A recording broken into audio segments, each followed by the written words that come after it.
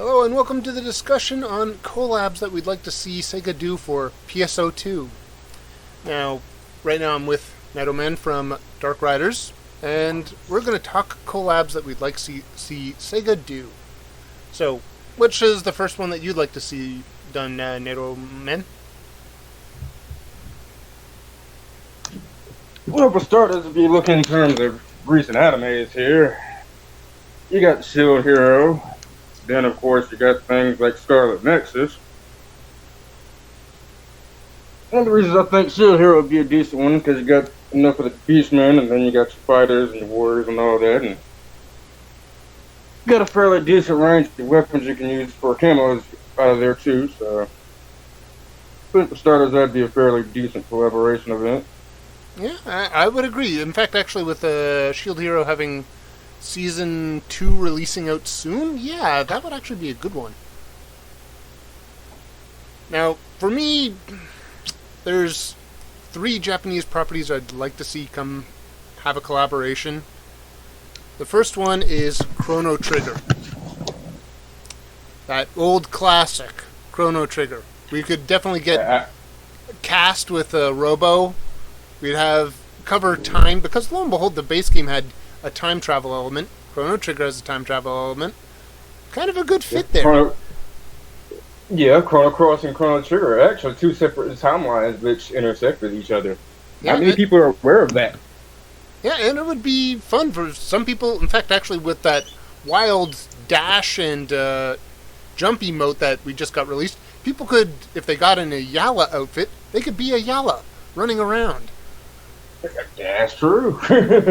Nothing beats the old gold. Yeah, and to top it off, I think some of the Knuckle fighters would actually really like going back to that classic.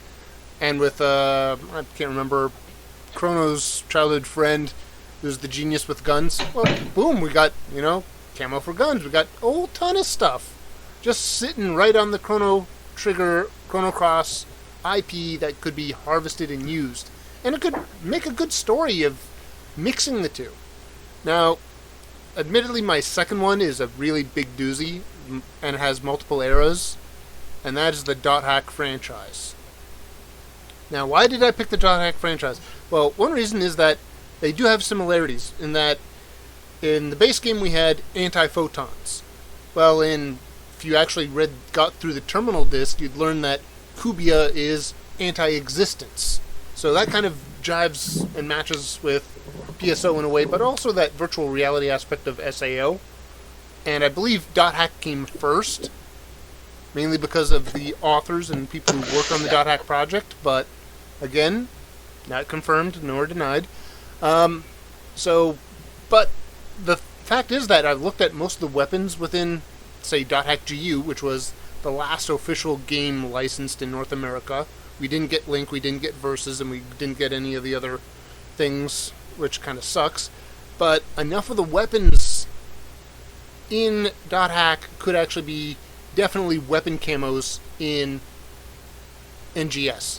There's literally 2 Gunblade camos. There's Kuhn's and Ovan's. Hiseo has about 4 different weapons. And the fact that he has actually the DG guns, which means dual gunner. Hey, dual gunner camo. There's a whole ton of male outfits, so the Type 1s will actually be getting a plethora of outfits to compensate for the fact that we had a ton of Type 2 outfits at the beginning, so they could be happy about that. Yeah, see, the reason I think Hack would be a good collaboration event is because, like you said, you got your weapon camos, you got those galore for days. And then, too, you got your themes like you mentioned with GU. You got your steampunk era. Most backgrounds in Hack GU series are based off of the steampunk genre. Like the main town in there that you started in, the town of beginnings in there. Makanu. There you go.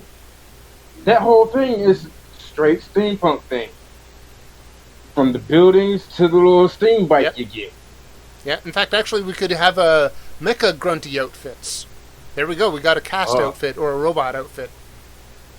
Hey, I'd rock a grunty. The R1 era grunty or the R2 era grunty? That's a good question. But, I'd have to say, Yeah, I gotta rock Nero. yeah. There's a lot of actually, there's a lot in the Dot Hack franchise that I think would be a good collab. Now, I could imagine them doing this collab probably after they get the Gunblade in to NGS. It would actually fill in quite nicely as a collab. no confirmation as of yet, but I just got word yesterday that the next class they're supposed to be dropping is Luster. And if they drop that next, then we should be getting Gunblade weapons with Luster too. Oh, that would be so sweet. Luster was so OP in base. It really was. Actually, I had a very broken technique with Luster that made it so that the enemy was hardly ever touching me. Like, because I was always doing the jump and attack, so I was always climbing up in the air. Yeah, hard for them to hit you if they can't touch you. Yep.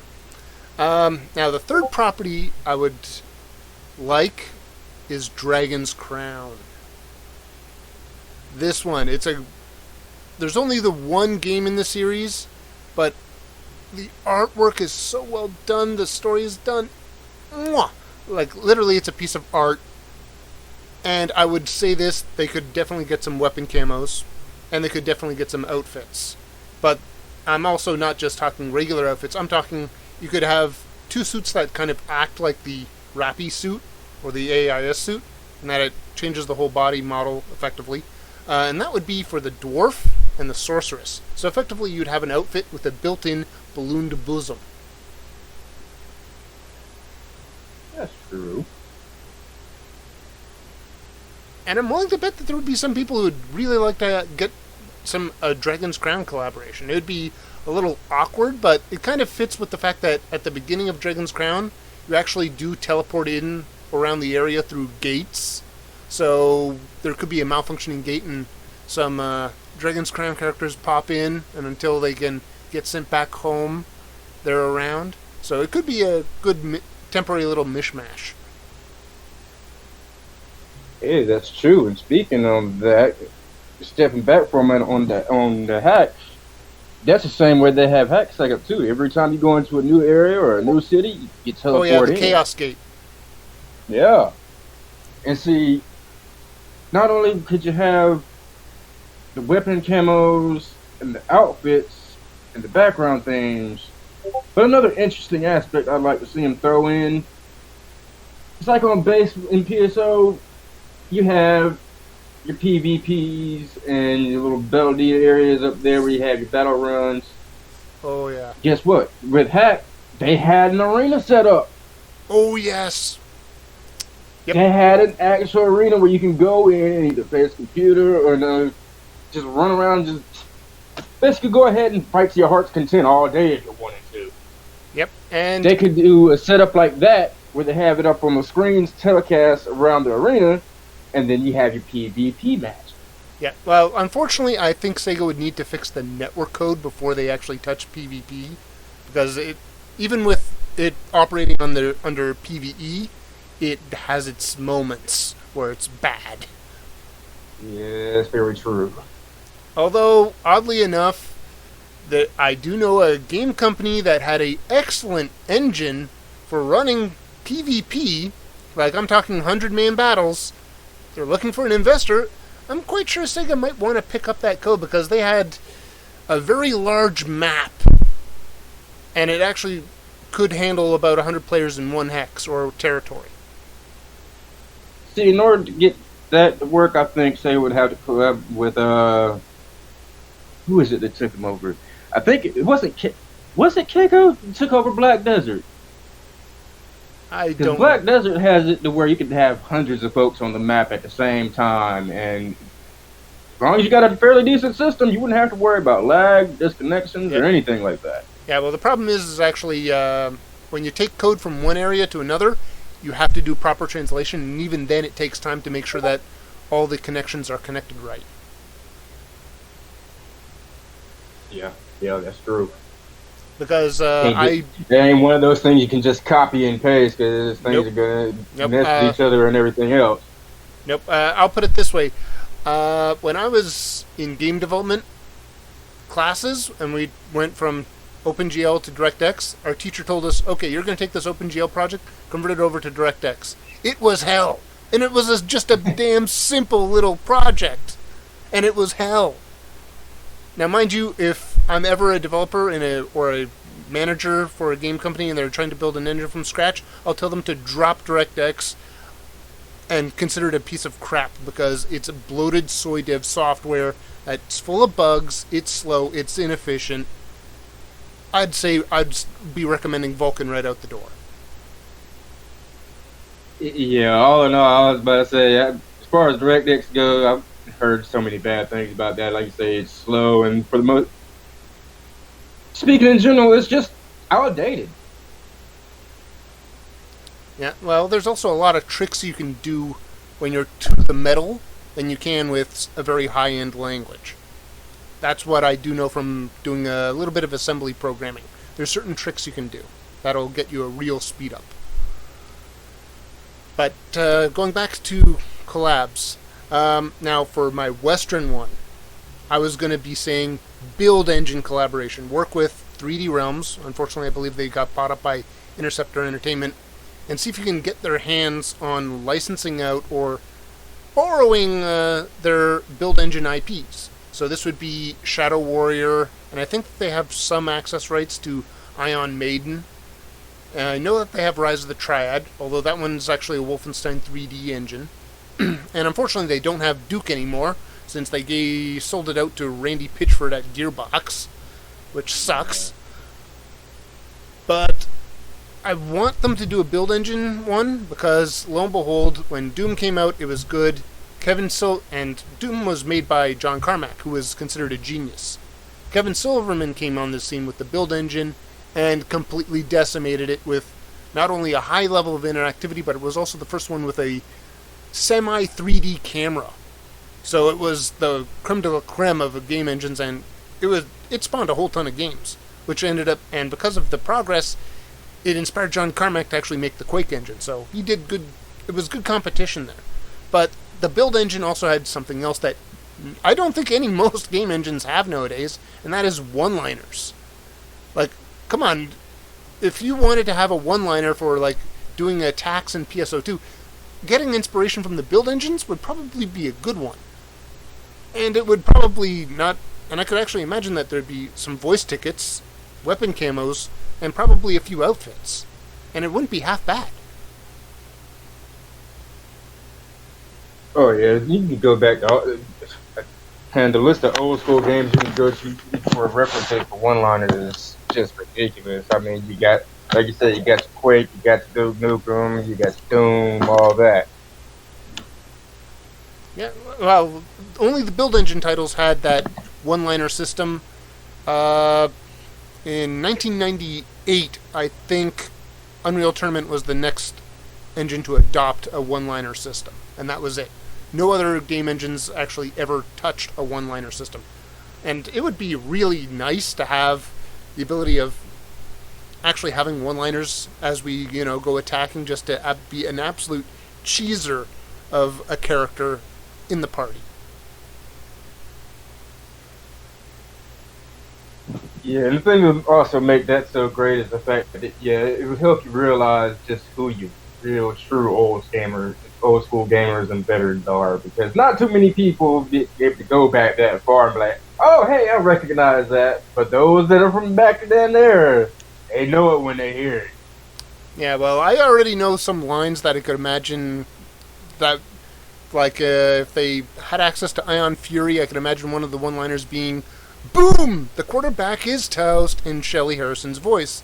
And for people who used a sword, they'd probably be using a line from Lo Wang going like, oh, you fell to pieces!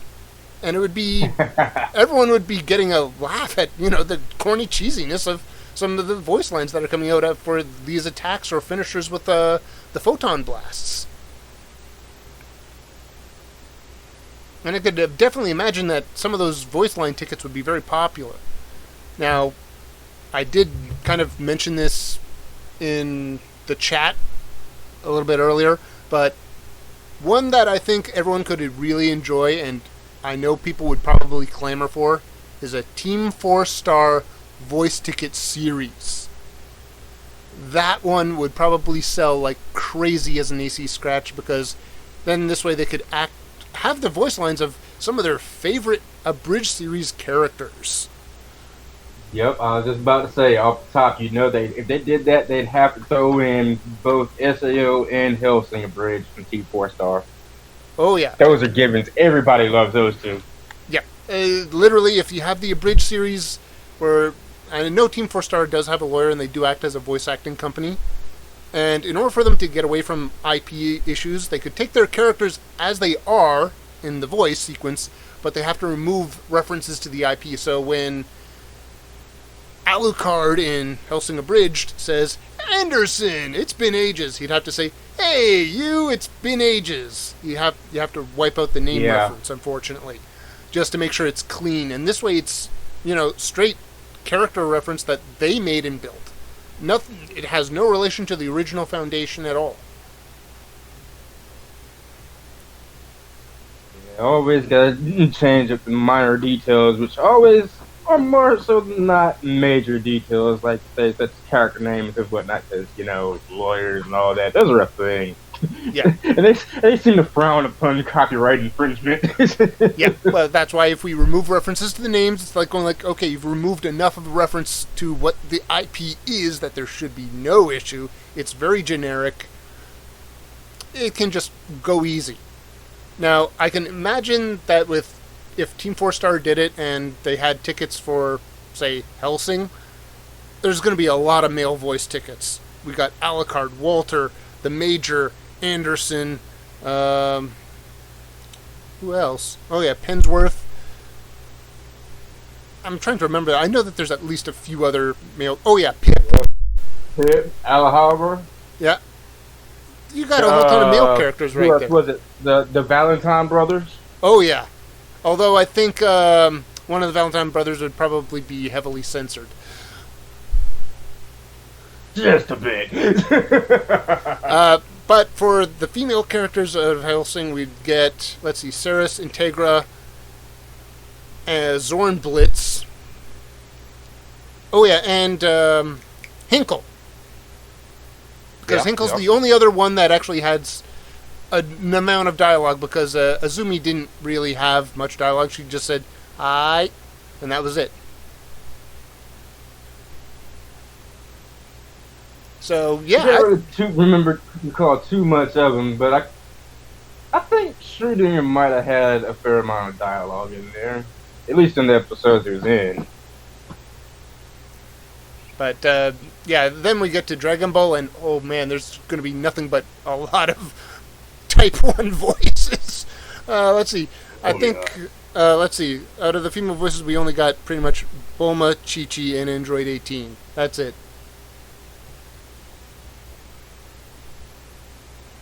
Yeah. But they might be able to fit Videl and 21 in there. Videl possibly. Although it would be funny if they brought back Launch from the original Dragon Ball. Yeah. I could see that. But oh man, that would be hilarious if they did actually literally had an abridged ticket. I can imagine, and actually to make it even more of a masterpiece, they take certain tickets and have them as bonus items within buying the scratch. So in other words, it's like going like, you pay for the scratch, you're going to be guaranteed to get this one, and it's not tradable or sellable. It means you have it, but if you want it for all your characters in the account, you got to buy another one. Yeah. And I can imagine the Alucard one would be a very big, tasty morsel for people. See, if they have it set up like that, then you have to break it down to two categories. Say you get Type 1 voices and Type 2 voices. Yeah. One of the other would have to be SG, because you got to think, there's a lot more free-to-play players than there are to pay-to-play players. Yep. And not everybody's going to be able to have access to those AC scratch. But if you're a free-to-play player, all you got to do is grind, and you can get the SG to get them out of the SG scratch.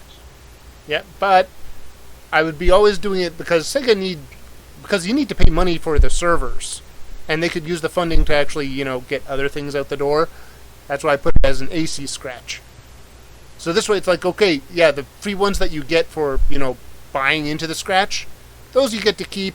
The ones that you sell or get through the scratch, okay, you could sell those ones. So in other words, if you got the, bonus a la carte one that came with, for getting X number of tickets, and you got an a la carte that you got from the scratch, it's like, okay, one of them I have to use on my own, but the other one I could sell.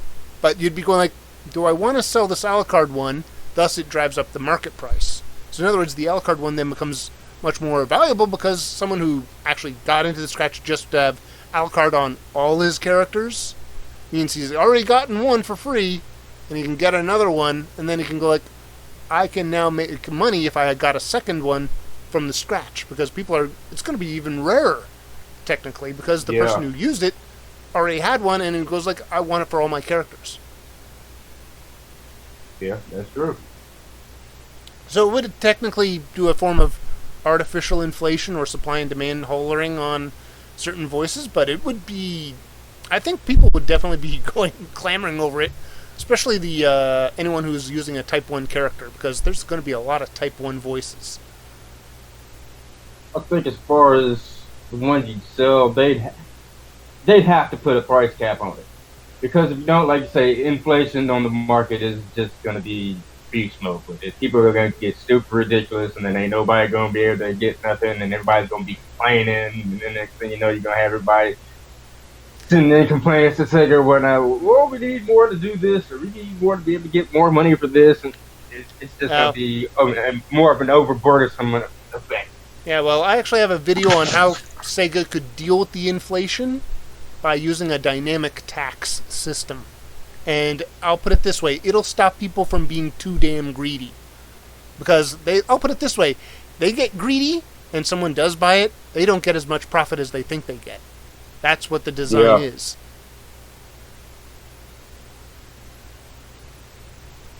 But, oh man, yeah, I can imagine a lot of people would be clamoring over certain voice tickets. Like, I can imagine the Prince Vegeta voice ticket would also be very popular, along with probably Mr. Popo. Oh yeah, Popo, Kami, Garlic. You know there's going to be some folks in there that won't sell in Frieza. Oh, and let's not forget Nappa. Yeah. Hey Vegeta, it's a Pokemon. I'm gonna catch it. BP over 9,000. His battle power is 1006. Go beat him, Nappa. Something's not right here. Flip Scouter. Oh, sorry, Nappa. His power level is 9001.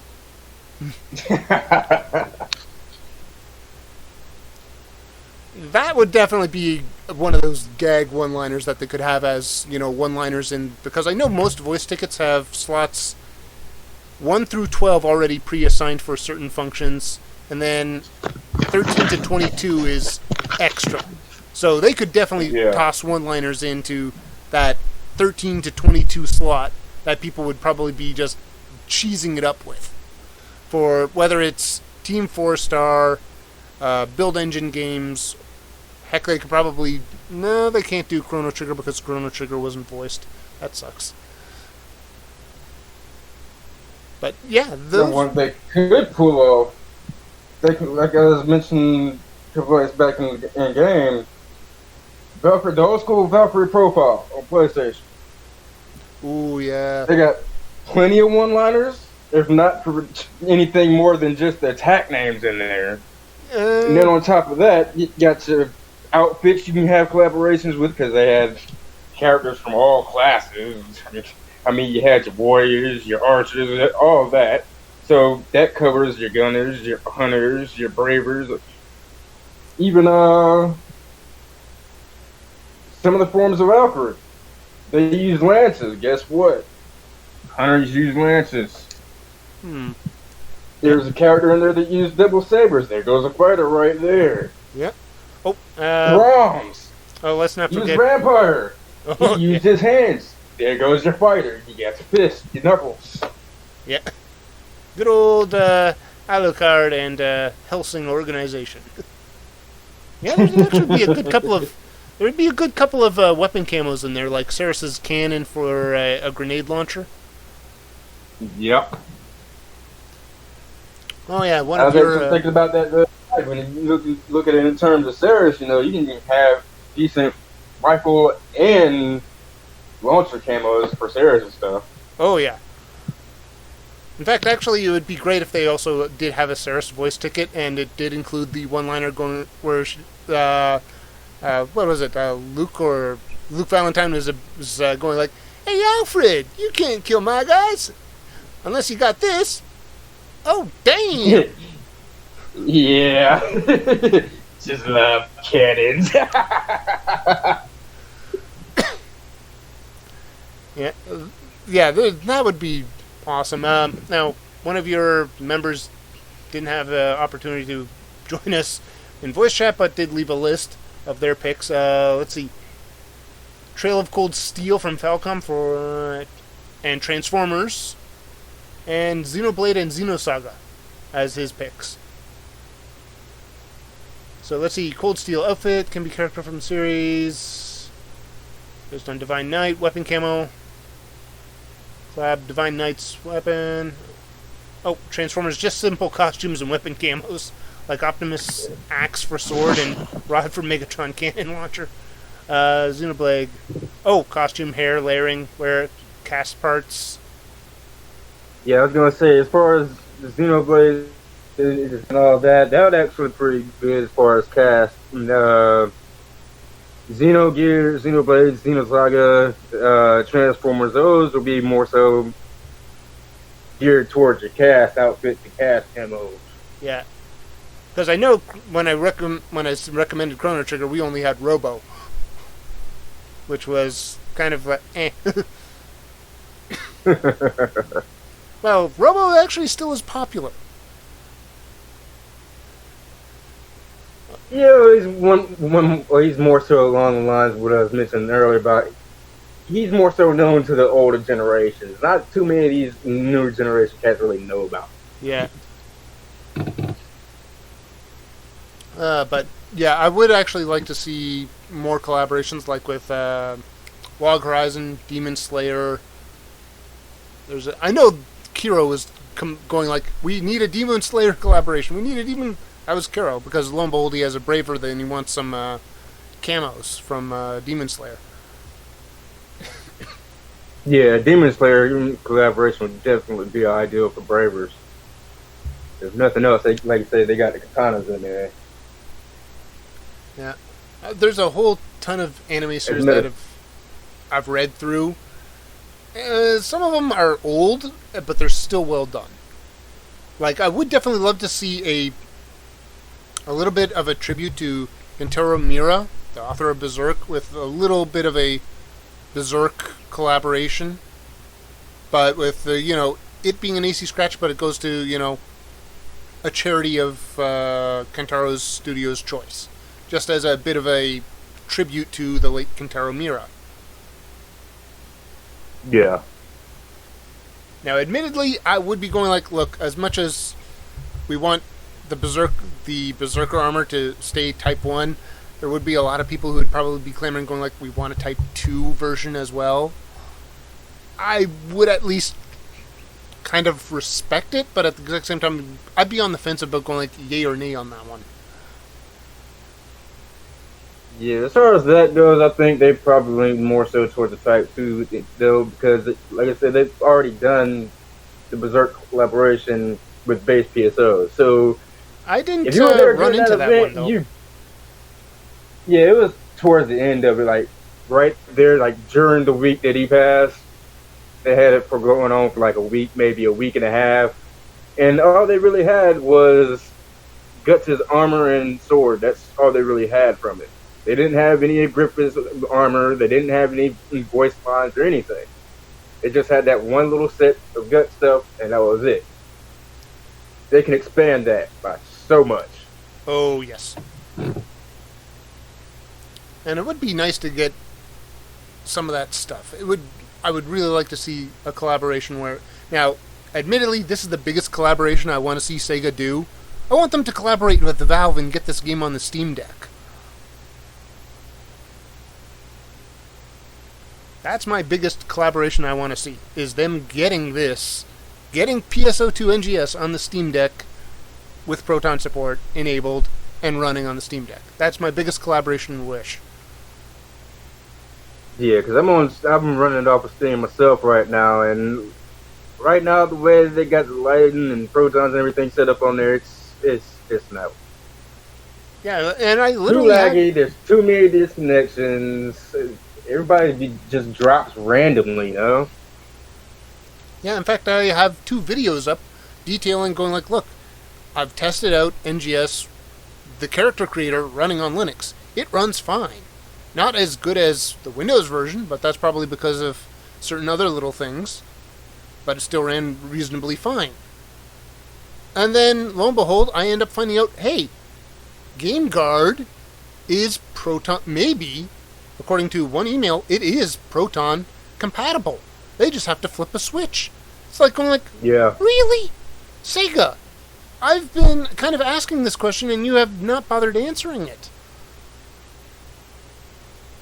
I think that's probably because GameGuard is so glitchy. Like, it concept behind it is to stop hackers and whatnot, but at the same time, there's just so much it interferes with that it's also one of the main reasons that you drop connections to. Yeah, well, there's been so many times I've been mid-game, and then I get disconnected. I try to go back into the game, and bam, I got a notice error from GameGuard up on my screen talking about, you want to report this, this, or this. Oh, yes, I've had that a few times. But I think one of the reasons why we have problems is DirectX. They probably are using some libraries or frameworks that make the game run that are buggy, unstable, and not good, and need to be heave-toed when they made the NGS engine. Would not surprise me, because they did try to do this in a quick, fast, hurry type of fashion. So, more than likely, they tried to cut corners to be more cost-efficient. Yeah, well, they probably took a soy dev approach, which is not smart when you're trying to make a long-running game. But yeah, they need to toss out DirectX, get Vulkan in there, and that'll fix a number of graphical issues, and probably fix the performance issues as well. Oh yeah, because this, as far as I've noticed, it's the graphical issues that are causing the most trouble. Especially considering the fact you got folks on your older model PCs and whatnot versus your newer laptops and everything. And the system's just not updated to be able to handle what they're trying to throw at it. Yeah, and that's, with the graphics being turned up, it don't work out. Yeah, and to top it off, from what research I did, Vulkan has a plus 5% FPS and benchmark score over DirectX. Vulkan is open platform. It's closer to the bare metal of the hardware. It has so many advantages.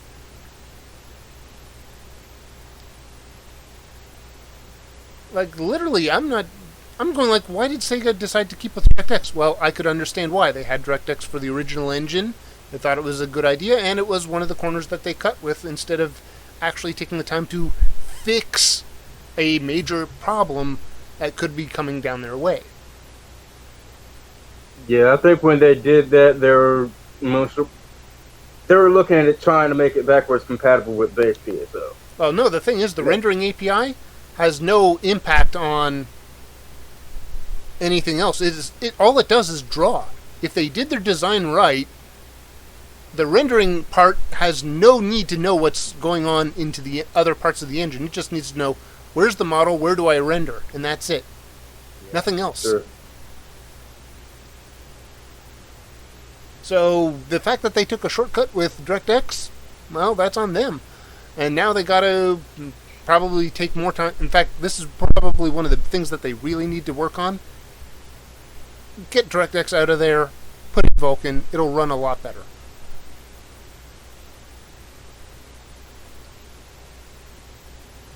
Yeah, because with Vulkan in there, like you said, no graphics would be smoother, and with smoother graphics, everything would run much smoother. Yeah, and to top it off, Vulkan does run on GPUs as old as 2015. So it's not that far away in terms of going back. If I recall correctly, the GeForce 600 series actually had Vulkan support. I believe it did. So yeah, if Sega collaborates with Valve in terms of getting their game engine and PSO updated to work on the Steam Deck, that would probably be the best collaboration they could ever come with, because it is the most requested fix and thing that Sega do that I've kept on hearing about. I go onto the Steam forums. People are asking, can I run this on the Steam Deck? And the answer generally is, sorry, you can't really run it. And then some guy shows it running on Windows, but lo and behold, I know a couple of YouTube channels that did try Windows on the Steam Deck, and they said it's absolutely freaking horrible. Like, they said, do not run Windows on the Steam Deck. It's unsupported. Even if Valve did give some drivers, they are unsupported drivers. There's stuff missing. It's going to be a mess to run Windows on the Steam Deck. So Sega needs to actually get their butt into gear, enable the Proton support, get the Linux community to at least, run it through before you get it into the Steam Deck. This way it's like, okay, you iron out some of the bugs, and then it'll become a lot easier to get it onto the Steam Deck, and everyone will be happy. Yeah, because I run mine off of Windows when I'm on Steam, and one of the main issues I have with it is, you got your incoming notifications on there where you have your little deals and everything coming up. And if you're in the middle of a game and you do that, that cuts how much of the data is being equally divided between Steam, Windows, and the game. And that's one of the main things that will cause disconnections in there. Yeah, well... every time I get more than, say, 4 or 5 notifications on little deals in Steam Deck, bam, I'm disconnected. Yep. That's one reason why I'm trying to go look, let's go to Linux. For me, it's something else. I get hard drive thrashing from my Windows 10 copy. It's thrashing my hard drives. I'm glad I'm not using an SSD, otherwise I'd be probably replacing it. Probably within a year or two, instead of waiting about 10 years.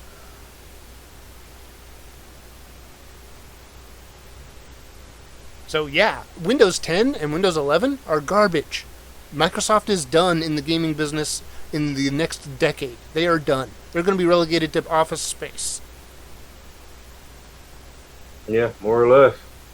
So if Sega can't the best thing I see Microsoft doing is with the Xbox One S, and even then, that's still going to be a little pricey. Yeah, well, I'll put it this way. Microsoft has made blunders, not just in terms of having their code get bloated, it's insecure, and they still haven't even fixed a number of critical bugs. Because I'm a little bit into the cybersecurity stuff, so I like keeping tabs on things.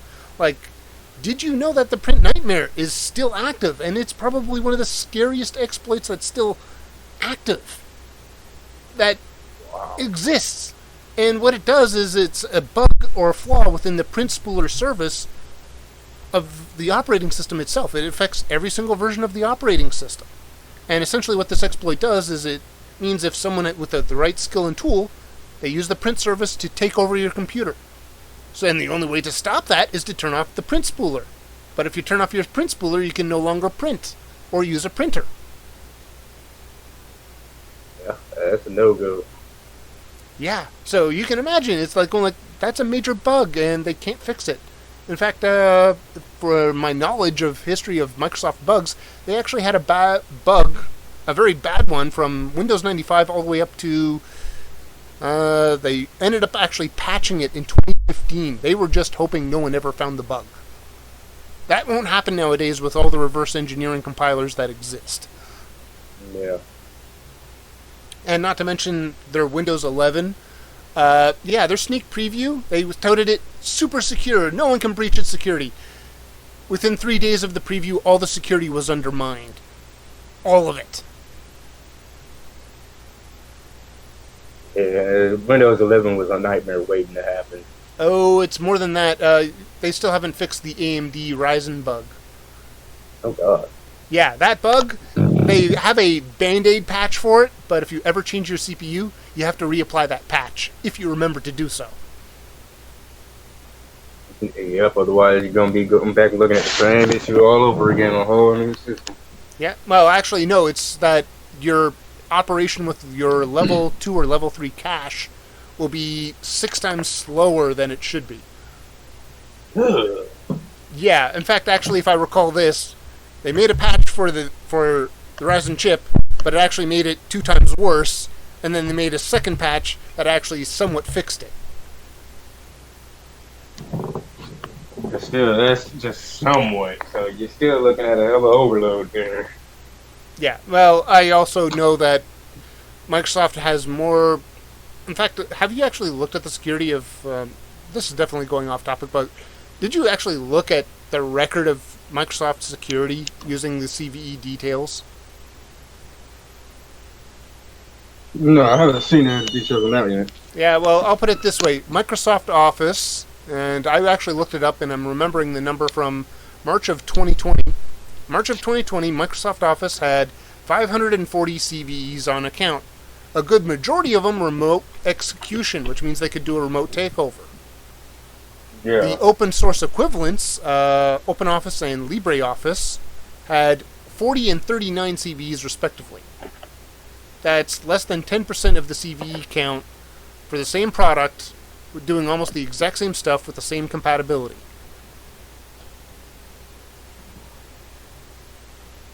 So, who writes more secure code?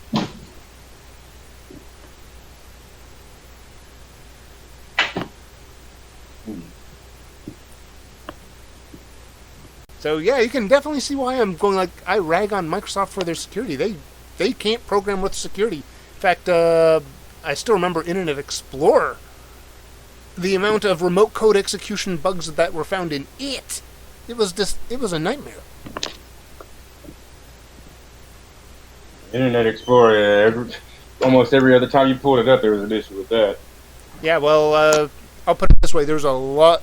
I was surprised that they integrated it in with Windows 10. Oh. But yeah, we're definitely falling off topic for collaborations. Now, the only other collaboration I would like to see is a actual Half-Life collaboration where we get a urgent quest or a mission that's very Half-Life themed. Like we go back to Black Mesa from a teleporter accident.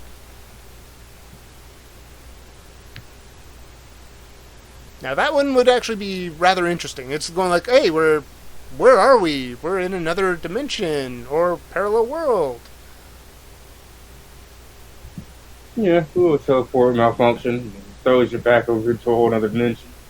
Yeah, well, we could definitely have a crowbar camo and probably a couple of other weapon camos. In fact, actually, I think the Egon gun would be a good grenade launcher. Let's see, what else was there? No, there wasn't any dual guns, which kind of sucks. But yeah, there would probably be at least a couple of good weapon camos that could be probably found in the Half-Life series. And it would be fun to have, a teleporter accident and us exploring, I don't know, maybe the training area of Black Mesa. That'd be a interesting little twist for a collab.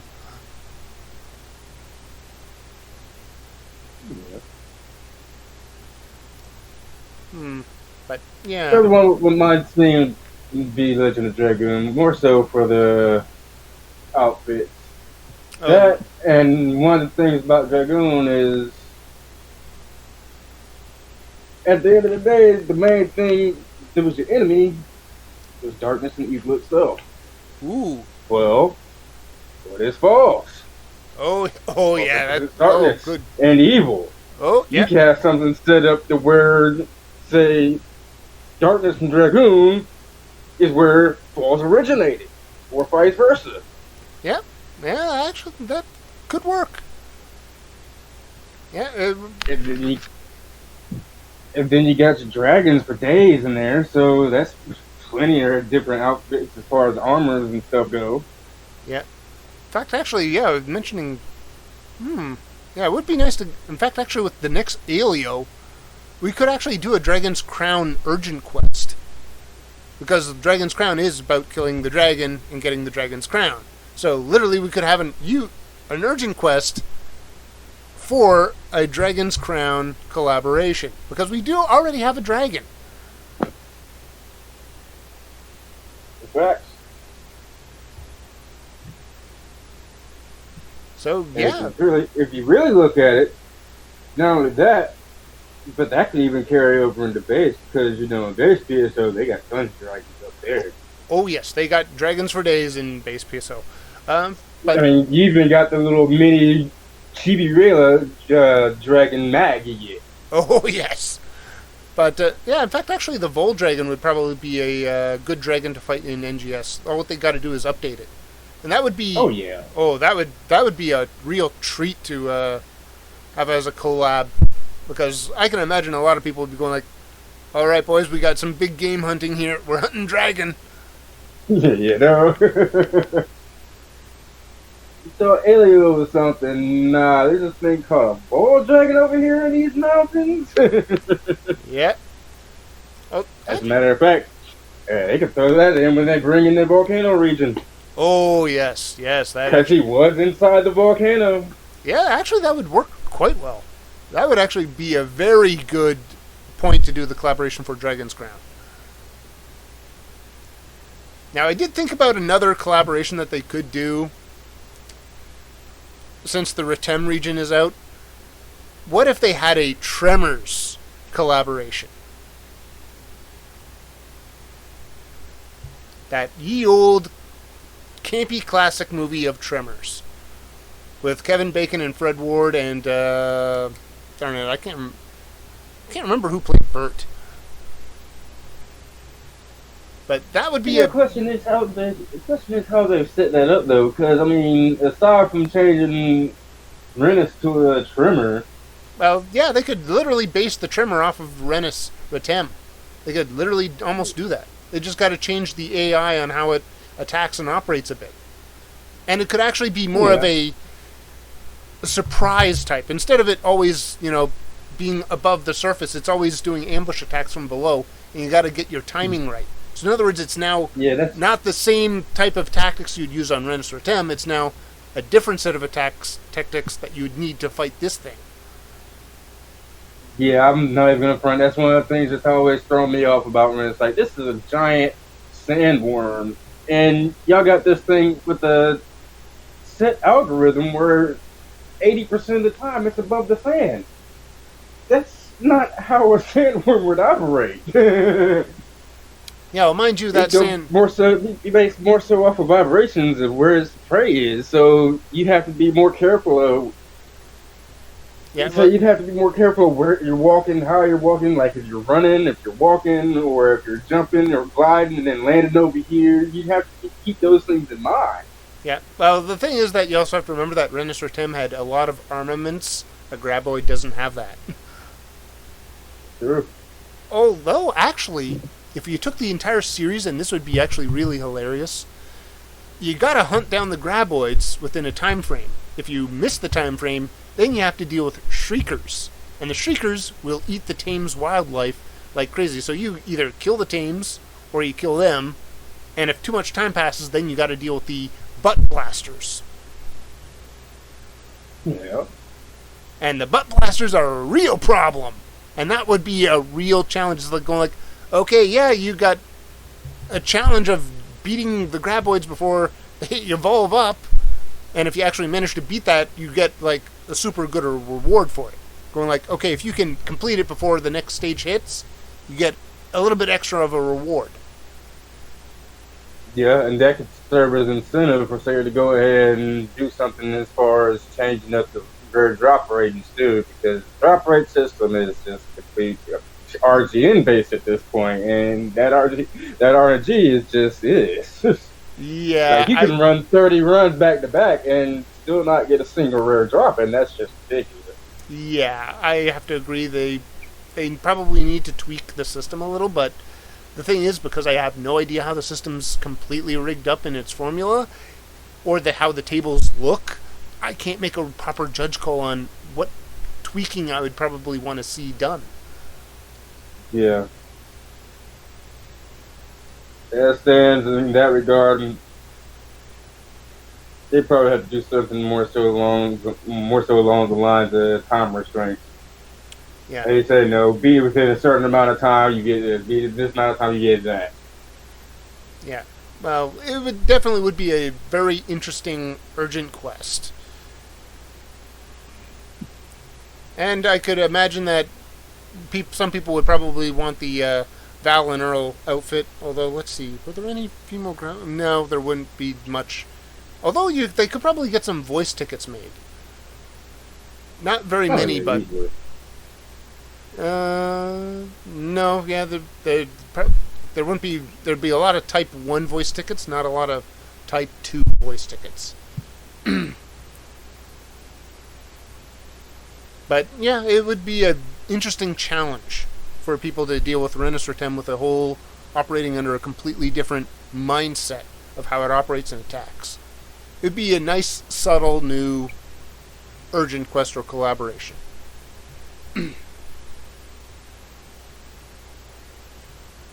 Now, another one that would make it for a decent collaboration, Gantz. I'm not familiar with that one. Okay, basic plot Gantz, main character. It's sort of, it kind of has a easy key feel to it. Main character and his friend died. Then they woke up in this room. In the middle of this room was this black orb with a person in it. This orb was called Gantz. Well, Gantz would give them missions where they go out and fight aliens.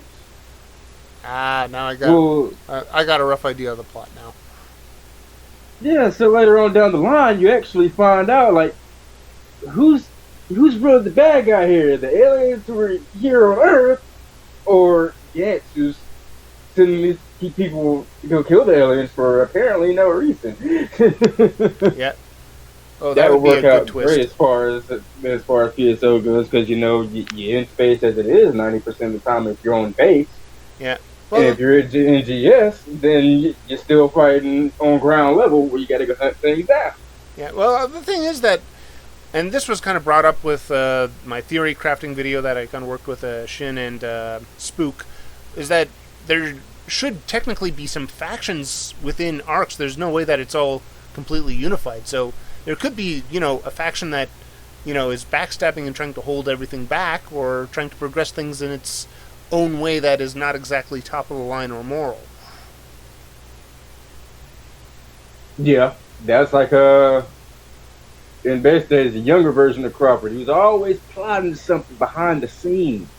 Yeah, in fact, the thing is that I noticed when they did that urgent quest, you could tell Crawford has a beef with Dark Falls. You could tell that. Yeah.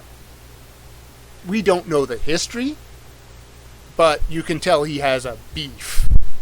Yeah, if you haven't taken the time to play base storyline, you don't know what that beef is, what that grudge is, but you can tell by his demeanor there's history there. Yep. Well, the thing is that I noticed. Now, I mentioned this in my theory crafting video. I have my suspicions on Manning. A lot of suspicions. Yeah, because she was supposedly the first Neoron that showed up there. And you keep in mind, this is like, 2,000 years after 1,000. Base PSO? 1,000? Yep. Well, no, what grabbed my attention was Ina mentioned that Manon had the best memory out of all the Meteoran who fell. She processes information like crazy, has very good memory, thinks of solutions really fast, and the only other character I could think of that could do that was Zira, who was a high caste. Yeah. Now there was also I can't remember her name. Luther was after her. She was basically the form. She was Shion, yeah. The sonification of the Akashic Records. Yep. She was a copy of the Akashic Records. Shao was a backup copy, and funny enough, Shao was the one who made Zira and the other high casts.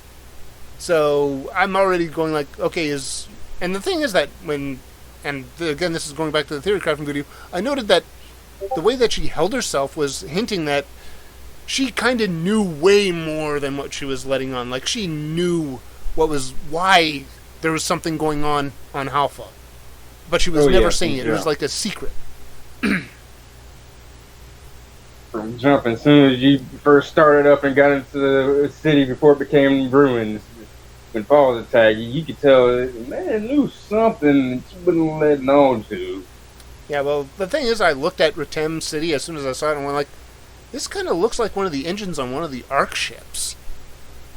And the thing is that if you go into Retem City, around near Natara's office, to the right where the food tent is, you'll find an elevator that goes down. You never use that elevator. So what goes down deeper? Lies in the depths, as they would say. Yeah. Well, the thing is that I have a funny feeling a ship broke up in the atmosphere of Halpha, and those ship parts are what's in Retem. Yeah. Matter of fact, that could, if you think of the base, that can be linked into the underground labs and everything, because that'd go hand in hand with the giant pyramid they got over there. Oh, the pyramid actually looks like Xenotech. The pyramid is Xenotech, not Ark's tech. But, no, I was able to see that some of the Ark's technology did roll across right into the corner where you end up first coming into Retem region. Like, those rings definitely had the hallmarks of Ark's technology. And they just rolled in. And if you looked at the ground, like, all around the edge of Retem that was hugging the shield wall, it was, pristine, like regular sandstone. Everything on the inside looked like it was partially charred or melted. Yeah. Although the biggest question I had to ask was, how the hell is there a factory in that dome, and what does it do? Like, I would love to see a collaboration that actually attempts to explain some of the things in there, but I know that shouldn't probably be. No, I could do that. If they link that in with the... think in terms of in base PSO, where you have your challenge battles at. That could be something along the lines of the old training facility. I'm not sure about that, but it's a possibility. But for collaborations, I know that they have to be isolated away from the main story, so there's probably no way that they'd be spoiling, certain major events or revelations of the game world in a collaboration, as much as I'd love it. But then when they actually do allow us to replay areas, they'd have to include that collaboration as one of the story breakers to allow people to remember what went on. Yeah, I think that might actually be one of the biggest issues with running collaborations right now, is with the backstory and everything, because you got to think they still got at least 2 more regions they got to open too. Like, well, actually, I think they still got to open, and they still got the snow region. Well, actually, no, I think there's 3 regions, and my theory crafting video covered it right near the beginning, due to the fact that the Japanese number 4 means death, the number 5 in Hebrew actually means grace, which kind of hinted at our... Think about that nice world trial we got called Stellar Grace. Yeah. And the fact that if you look over... If you're in the Lake Hephalia area, all the monsters are level 60. That's way higher than any other area in the Elio region. And what's right above it? It's the castle in the sky. It's hinting this is going to probably be a 5th region.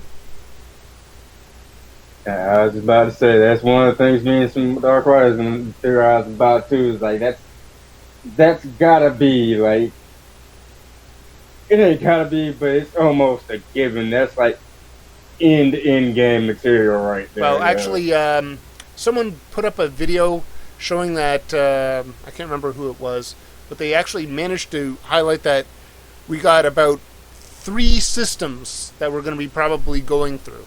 and we're on one of them. Oh, wow. 3 systems. One looks like we're on an offshoot arm, and then there's going to be a hub system that goes to the final system. Yeah, I can see that. And I'm not sure if there's other planets that we're going to visit in our own system, or if we're going to be hopping right to another system right off the get-go.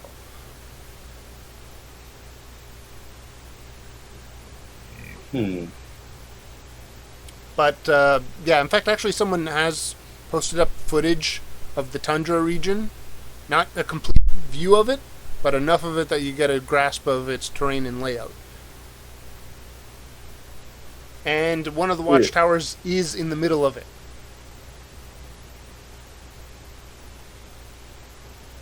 So that brings into question another aspect too. With Dark Falls Gemini. Oh yes. When they ate ass, where'd it go? Into a hole inside of Gemini's stomach was a whole nother dimension. Yeah. Although, again, the records got closed when you finished off base game, but a new page probably got created right at the end of it. Exactly. It didn't officially destroy Falls. Oh, no, the history of that set of Dark Falls has been closed, but do you remember the old saying, history repeats itself when forgotten? Exactly. That's what I'm thinking is going on, is that history is repeating itself because it's been forgotten. But, again, we aren't sure how things have been forgotten. Could there have been a civil war? But, yeah, we're starting to really drift off and get into theory crafting and away from collaborations again. But, yeah, there's a number of series I would like to see a collaboration on. And although I do know that there would be one collaboration that I know a lot of people who like parody and are old, like some of the old school stuff, would probably enjoy referencing or having a collaboration with Dragon Half. It's almost completely Type 2 characters. There are probably a few Type 1s that could be picked out, like King Shiva. Oh man, that would actually be hilarious, having someone play King Shiva. No, yeah, King Shiva. Imagine, yeah, King Shiva next to Shiva, the Profound Darkness. It's going like, we have a king and queen here. And it's going like, one's a beauty, the other one looks like a fat frog. But yeah, that would actually be a very interesting collaboration. It would be Dragon Half. And it's an old IP, so there should be probably a lot less legal issues. Yeah. And I can't believe this slipped my mind, because it would be perfect for Rhythm Region. An anime collab with Sinbad. Ooh. Oh, the Arabian Nights type Sinbad. Yeah. You got jinn, you got magic users. I mean, come on, that's only a perfect setup for Rhythm Region right there. Yeah, I remember the Sinbad live-action TV series. I think that was around, late 90s? I remember that TV series. That was actually not half bad. They did a fairly good job of that. I'm still kind of mad they canceled that. Yeah, well, I think that they had, 2-3 seasons? I know Hercules had 7, and I think Xena had 10. Yeah, Xena did go on a little bit longer than Hercules.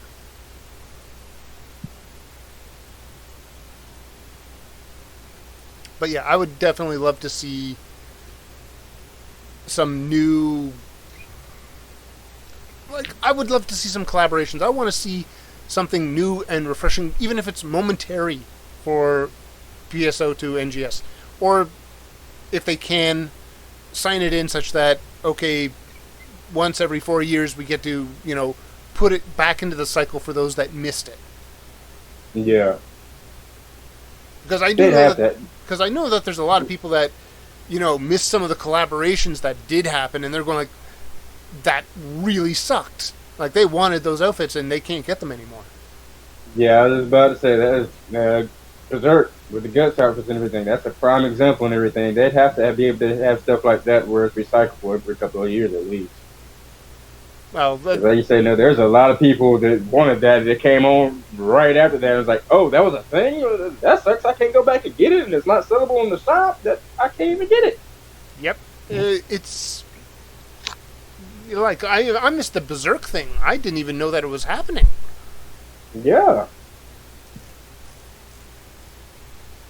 So yes, I would definitely like it if they at least had a clause going like, look, every, say, 5 years, yes, it's a long time, but it's long enough that it's a long enough cycle that new players will come in. Some of the players may have left and may not need it anymore. It works.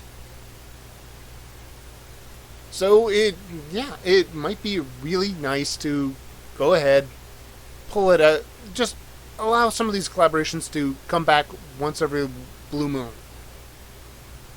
Yeah, I mean, it seems like they tried hard enough with SAO to do it like that, because with the SAO stuff that they have in the base collaboration with that, they at least had the items from the SAO collaboration sellable. Yeah, so eventually stuff like that would get set in the population and circulation, and enough people will see it, like, oh, well, yeah, I want that too, no? And then after so long has passed, it clicks like, oh, okay, well, now would be a good time to go ahead and drop this again. And then, like you say, you got the new player base coming in. So at that time, they know, well, this is definitely going to get a hit right now. Yep. And there would be people clamoring, going like, oh, it's here again. I missed it the first time. I'm going to hop in full bore. Exactly.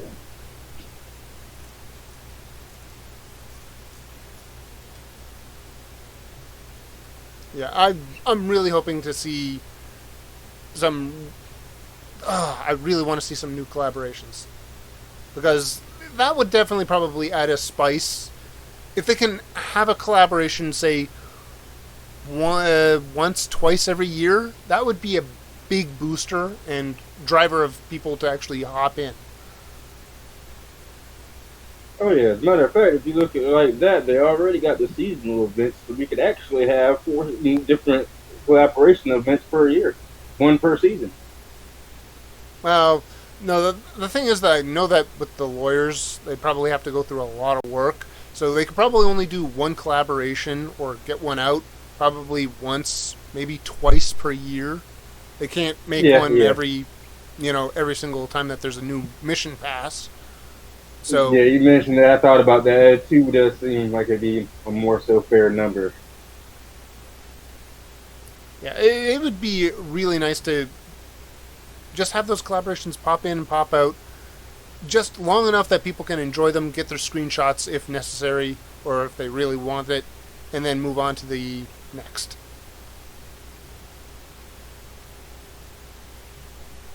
Yeah, and in terms of collaboration, that could also serve as an incentive for them to go ahead and bring alliance quarters down to NGS too, because in base they had it set up where after your alliance earns so many points, you could change the background of your base. Oh, I didn't know about that. It would be nice. Oh, yeah. But mind you, they'd have to get the alliance quarters back in. Yeah. And see, I'm thinking if they do that, it just dawned on me, because that's 2 things they got to put back in right there. Both the alliance quarters and the personal quarters. Yeah, and that's at the bottom of their list. I've already seen ways they can at least put in personal quarters. Just think about it, in Central City, that's one of the first places corporate sends you to go meet up with Man and I at, is over there by the personal quarters, which is over there by the little cafe area. Yep. All those buildings over there, those are your personal quarters right there. Yeah, I remember the dormitory part of the cutscene. Mm-hmm. But the thing is that they want to make sure that the personal quarters are set up right. So, and they're probably going to be going with a new format of data. So what they could do is if they have a collaboration done and let's say you logged in during that period, when they actually get personal quarters or alliance quarters in, they can give you a scenery disc as, a bonus for being around during that time. Yeah.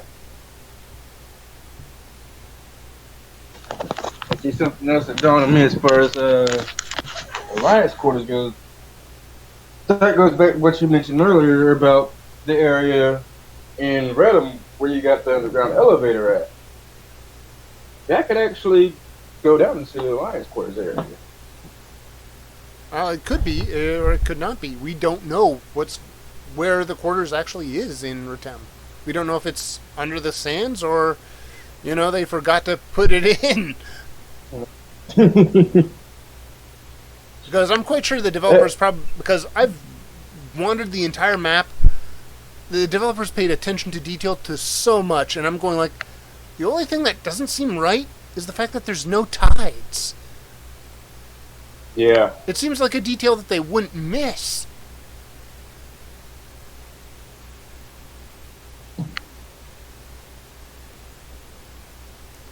But, I would definitely like to see a new collaboration or collaborations being done. Now, we also got someone who wants more pirate stuff. Not enough pirate stuff. Pirate Captain Harlock. Yeah, that's something else I was going to bring up too. I remember everybody, Arturus mentioned something about that, and that instantly clicked. Like, wow, how did I forget pirate stuff? They could easily do a Pirates of Darkwater collaboration. Ooh. Oh. The old 90s cartoon. It came out on Cartoon Network. It only lasted for so long. I mean, I don't think they even got a second season of that. But I mean, it was an awesome and well done cartoon or an anime, and it had a decent storyline to it. Yeah, there's a couple of pirate series that I do know that exist in anime. There could be a couple of options for a pirate-themed collaboration. Oh man, why am I now thinking of Cowboy Bebop for some reason? Oh my god. Or Trigun. Yeah, that'd be perfect. Cowboy Bebop, I mean, their home base is in space on their ship, like 90% of the time. And if you really want to take it that far, then let's take it a little further back. Outlaw Star. Oh, yes. Asia Klein. There you go. That'd be it, man. Come on, you can't tell me that wouldn't be an ideal for the PSO collaboration right there. Oh, yes. That's a top of the line pick right there, sir. That's one of them right there. Even if somebody ain't got the money for it, they'll go out and find a way to make that money for them scratch tickets right there. Cause during that time period, when Outlaw Star was a thing, everybody loved Outlaw Star, man. I know people that was 40 and 50 years old sitting down telling their kids, hey, it's time for Outlaw Star. Come on, let's watch this. Yeah. Outlaw Star was awesome. Yes, it was. Let's see. Another one that came to mind was Trigun. With Vash the Stampede. Nicholas D. Wolfwood. Oh, that's so full of Wolfwood. Yeah, and there could be some good weapon camos, like Millie's minigun, or whatever type of gun she had. It would definitely be a launcher of some sort. Oh yeah, I was just about to say the Wolfwood's Giant Cross, that could serve as multiple camo right there. Oh yeah. Because that opens up for all his little handguns, and then it was a rifle, and then it was a launcher. So that's a multi-camo right there. Yeah, it would definitely satisfy all those rangers and gunners out there. Oh yeah.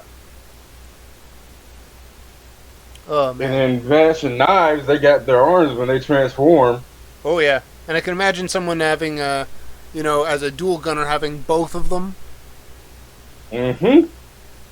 Oh man, yeah, yeah, that would be a Matter of fact, that could be a photon blast right there, where both their arms transform and just unleashes one giant blast. yeah. Let's see. Oh, Devil May Cry. That's another one. Sword Oh and yeah, Twin Gun. Let's see. yeah. What other IPs? Although it would be fun if we had Dragon Ball Z, but that one would definitely be out of the mark.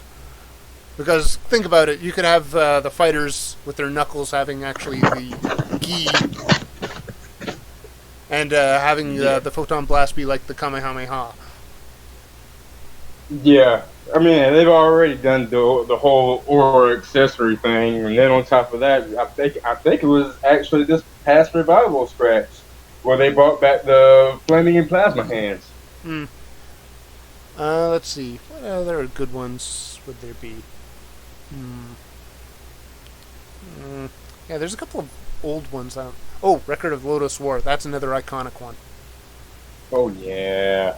You didn't say it, I was. I mean, and they even got the ears, and they got the elf ears, so you know there's going to be some D-lits and 30s running around. Oh yeah. You'll see those all day, and then they got some of the armors, like, they could refashion the Ruby armor. Iron Ruby from base, they could refashion that and then make it into the Parn's armor. Well, also we have to remember that there was the OVA series and there was the TV show series. So we got loads of costumes and characters to reference. Oh yeah, and especially that's what makes Record of Lodoss War so great as a collab event, because you got the voices you can reference, you got the outfits you can reference, you got the weapons. Yeah, you might even be able to throw some. You have the weapons. You might even be able to throw in some of the plot in there too. Actually, it would be nice if, actually, going back to the Team 4-Star possible collaboration, because they did their own music mixes and original scores that were based off of another score, it could be possible that they take those scores that they originally made and actually use them as music discs for your mag. So imagine playing that nice little music track that Alucard, boats on in back to London with. I can imagine that you'd probably want playing that song as soon as the Urgent Quest starts, going like, party, party, party.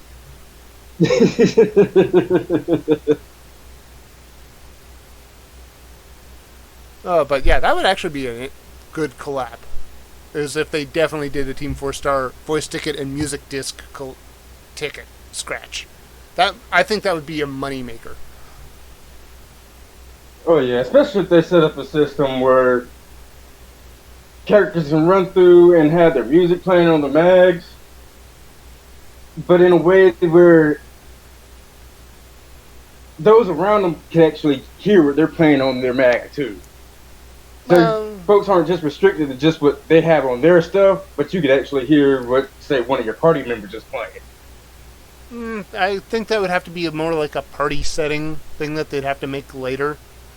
And they'd have to probably set it up such that there are rules for the music playing, like it doesn't play much during, like, say, an urgent quest, and then when you're at the end part, then it kicks in that soundtrack. Yeah, that would actually be perfect. Like right there, right when the boss is getting enraged, that's when the soundtrack kicks up. Yeah, that would be perfect. That would be like, mwah. It's like, okay, the person who's, the party leader sets the music for, the final boss fight, if they opt for it. That let everybody in the party know, hey, it's down to the wire, yo, it's about to get real. Yeah, at that point, and it would actually add a little bit of a spice, but I put one little catch on it, going like, it'll keep track of how many times, and it will look at the title system to decide whether it's allowable or not. In other words, if you haven't beaten the boss, say, 5 times, you don't get to do it. After you beat it the 5th time, then you get to, just so this way, you get to hear the original soundtrack that's supposed to go with it. Yeah, kind of the same system they have set up at personal shops right now, where you can go and search out your Alliance and Friends shops, but only after you've bought and sold so much. 500 items. Yeah, have a system set up like that, but there's a soundtrack system too. Yeah, that would be definitely a good way of making sure that people get to enjoy music as they play, but at the exact same time still allow the originally intended music to play. Yeah, because I mean that's one of the main things I've seen most of the day to day. Folks were talking about, well, yeah, you got all these music discs and everything, but for the most part, I just sit here with YouTube or Spotify. Yeah, in fact, I literally. But if people are actually able to have it set up to where folks can hear what they're hearing, that give more folks more of an incentive to actually invest in music discs. Well, the thing is that they don't want people to troll with the music discs, because I'll put it this way: when I used to play Sven co-op back in the day of Half-Life, there was some people who would just spam music over the comms channel, and I was going like, dude, I don't want to listen to your crap. I would want to listen to the environment of the game so I can keep more aware of shit. I don't want to hear this opening music track of some anime that you've fallen in love with. Yeah, it's like the concept of Call of Duty. I know so many folks sit there and play stuff all day, from rock to rap to heavy metal on Call of Duty, but at the same time, you gotta be able to hear what's coming from where, when, and if somebody's blaring music in you can't do that. Yeah, that's one reason I'm going like, they gotta have a degree of, that's probably why they have the control of only you hear it. But I think that they could have it as an option in, say, the audio settings, going like, party leader can set boss music for party as a little toggle switch. Oh yeah, plenty of decent ways around. They just gotta sit down and figure it out. Yeah, it would definitely be something nice to be able to, like, it would definitely be awesome if each alliance could even set their own, like, alliance boss music track. If the alliance quarters come up and they go like, okay, here's the music discs, and the party leaders can go like, okay, for the boss music for today's fight will be this. Yeah. In fact, if they do it like that, they could have it set up where you got your music for to run in general, and then you have your boss music. Yeah, that would, that'll actually be a very good system. It's not perfect, but it's still reasonable. Everyone kind of wins on it. Yeah. But yeah, I would definitely love to see some voice tickets, and the fact that Team 4-Star would be making English line voice tickets, I think would be very popular.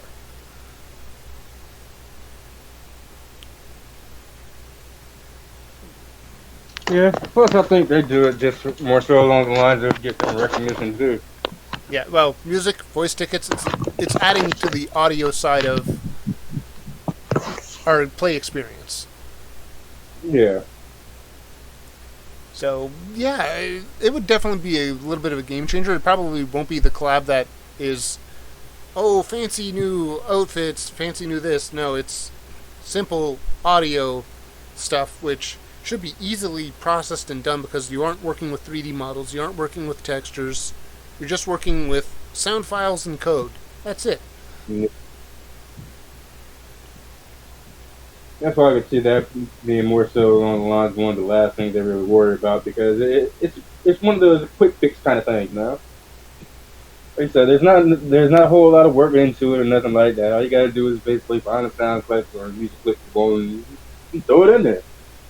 Yeah, and again, if Team 4-Star actually does get a collaborative scratch, it'll be a good one. Now, mind you, there won't be any TFS event.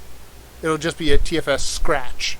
Not very much there, but it's still a collaboration. It's just not as much of a collaboration, but that's because it's essentially the Team 4-Star brand that's doing it and not the IPs that they parodied off of. Yeah. So it'll be probably the simplest collaboration that Sega could ever pull off. At the exact same time, it would satisfy the needs of people going like, we want a collaboration. You got a collaboration, not, the top of the line one, but it has elements that people would really, really want and get into.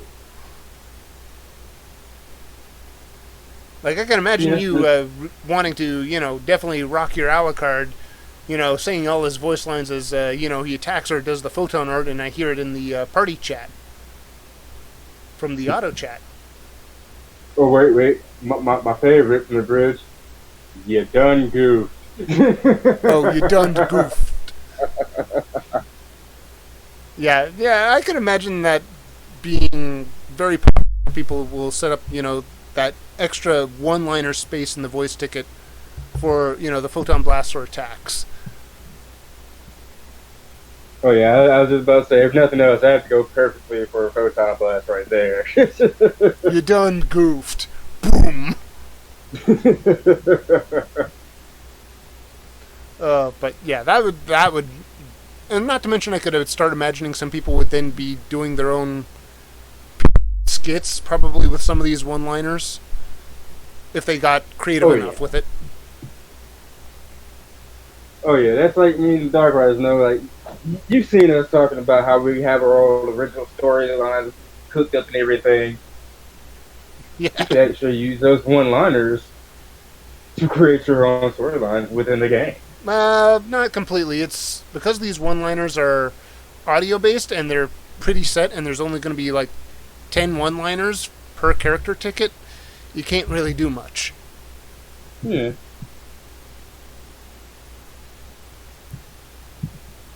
But then again, that also goes hand in hand with who's doing it and how much of an imagination they have to actually throw stuff together, too. Yeah.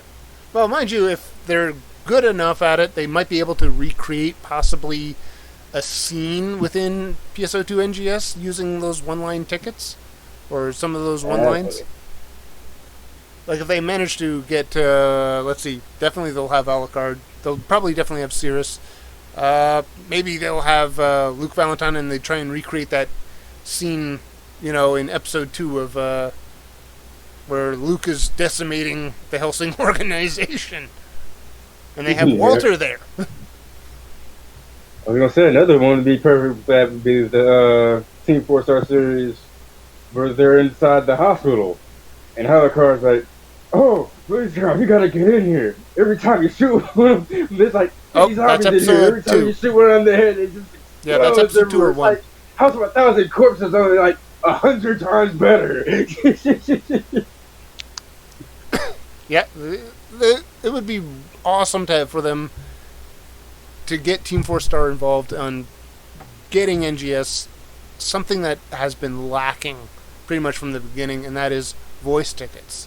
And these are, and I do, in fact, actually, the funnier part is that when I played PFO, a number of people in my alliance never watched anime, but they watched Team 4-Star.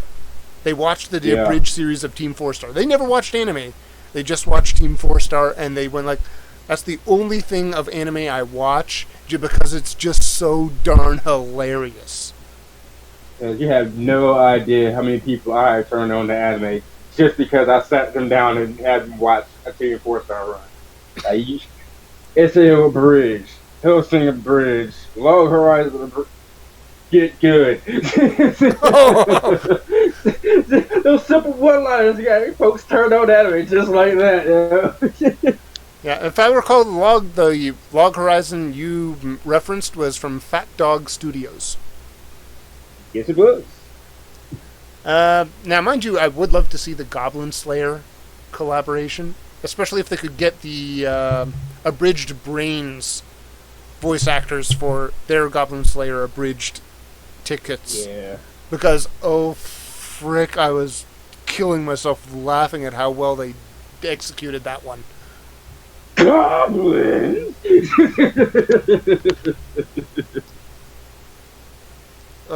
Yeah. I like how they made Goblin Slayer sound, I think in episode 2, like the more logical and reasonable and grounded one, whereas the priestess actually sounded more like she flipped her lid. Really did. But yes, if they could get in contact with some of these abridging groups and have them, remake some of their famous lines for voice tickets. Oh, good gravy! They'll probably be selling like hotcakes. Oh yeah, that'd be so awesome to have. Just for the simple fact that it probably loves things. Groups like Team 4 Star, like all they got to do is take the name on them, like, oh really, and like, people will check it out. Yeah, as soon as they mention like these are the abridged voice tickets with Team 4 Star, Fat Dog Studios, and some of these other abridging groups, whoop, people will be going like, I want these voice tickets. But they should make sure that they don't put a number on the tickets. They actually go like TFS, in other words, the dubbing group.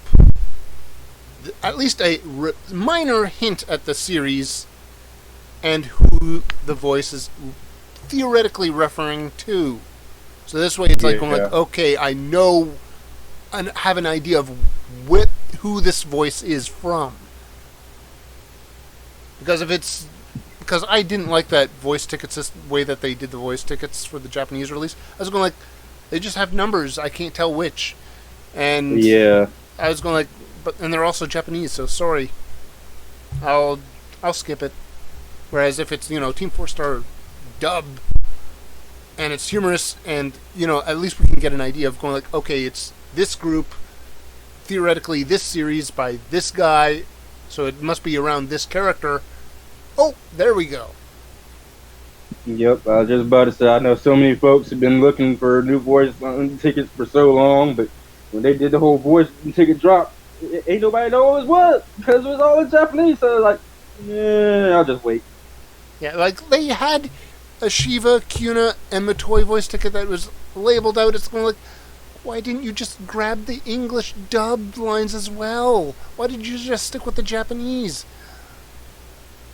Oh, well, those too much like right things. Well, also, I have a funny feeling that they already had a lineup of all the Japanese voice actors for the Japanese voice tickets, and there was no way that they're going to be able to do that for the English voices. Yeah, more than likely. But that's why I'm going like, look, if Sega were to approach the abridging groups going like, hey, we want you to voice your characters, but just remove the references to the series such that it keeps as the original line, but it becomes a little bit more generic and not so much on the IP. Oh yeah, that could be done easily enough. But again, like I said, that'd be something that falls more so along in the hands of Sega to do, though. Yeah, well, Sega would have like to. That's gonna be.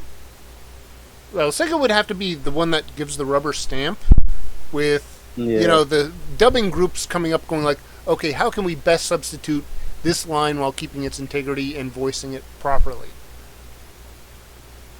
Because it's the voice actors who know the character inside and out, and they could probably come up with a better version of the line or substitute parts of the line that would fit the character better than Sega would.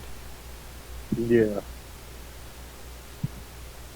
Not to mention they'd probably have a good idea of going like, okay, we could probably twist this line a little bit more for a little bit more genericness, or they could add a little bit more humor by doing a different slight turn of the twist of the phrasing.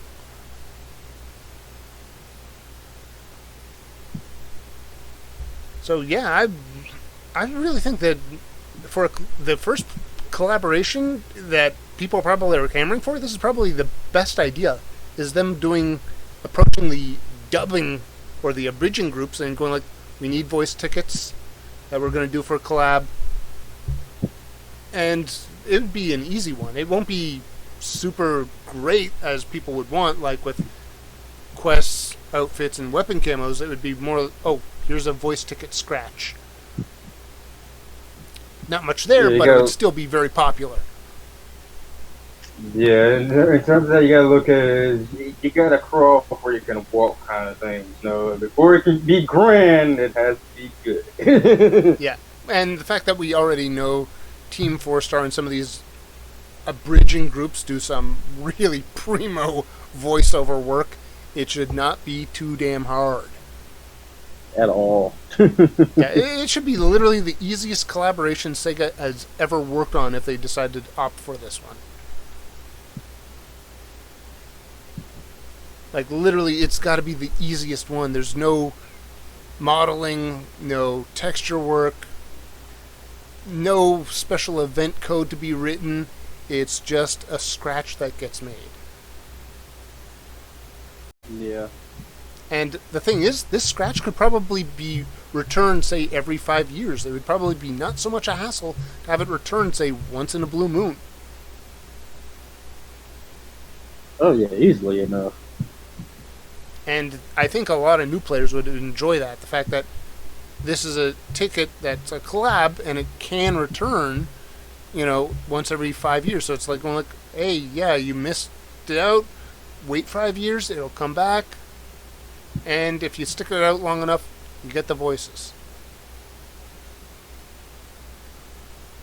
Oh yeah, kind of a royalty deal set up. Like they say, no, if you stick around for so long, you'll get it. Yeah, it could be like a loyalty system set up where it's like, okay, well, you didn't give us so much of your time, so we're gonna give you this. Just here you go. Yeah. In fact, actually, they could probably even have some of those voice tickets as, apology prizes or gifts. Because lo and behold, voices are something that some people do look forward to and are hunting for. So if that is an apology, some people would go like, okay, I got some Star Gems, but I also got a voice ticket. 2 voice tickets of the same type. I will accept that apology. Definitely. I mean, especially when you look at taking into consideration the market, because the voice tickets, like fashion, are just stupid expensive on market these days.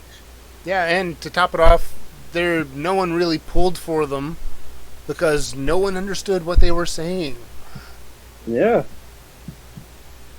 So, yeah, if Sega wants to make money with voices, hit the abridged groups. You'll probably get way better success. And I kind of do hope that Sega America actually does listen to this discussion and it goes into their ears and they actually go like, he's right. Darn it, let's do it. I mean, it would work out way better. It'd be way more efficient. Yep. And I think that it would definitely be a big bonus to the global side. Because English is pretty much like, if I were to use the D&D term, it's common. English is the common language. Yeah, for the most part, it really is. So, yeah, if we got English voice tickets, almost everyone's going to be able to understand them. So it's nothing but win-win-win to get the Team 4-Star and some of these other bridging groups to make voice tickets. I can already imagine you rocking Alucard with his one-liners. Oh, day. What, you done goofed? Do you even read my Christmas list?